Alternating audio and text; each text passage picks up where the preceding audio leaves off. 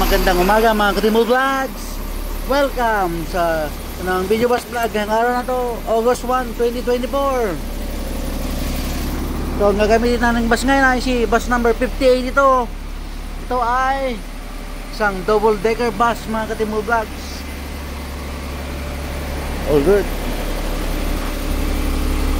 Registration plate number LJJ704, which will expire on February 21, 2025.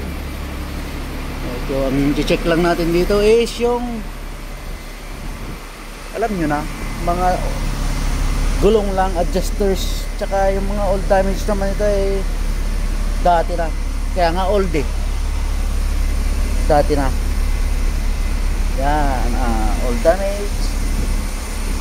And this one, adjusters, all good. Let's check. Oh,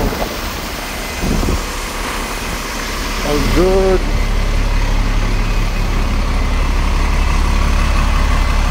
Oh, old damage. And check, let's check, and it's all good.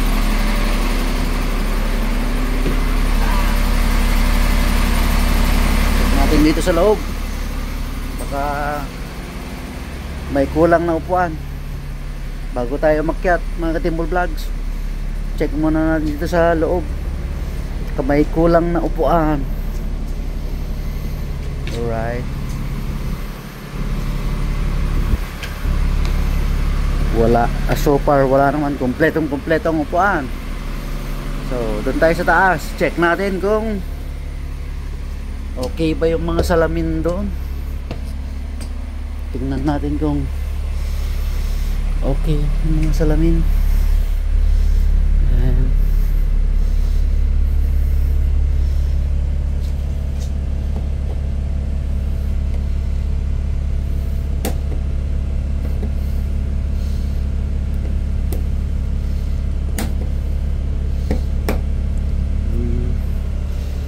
okay, all good. May mga bandal dito sa taas. All good. Okay naman. All good. Oh, mga ito, it's all good. Dami nga lang bandal, mga estudyante dito, mga bataan dito, mga loko-loko. And baba na tayo. Let's check it out. Paano ba yun? All good.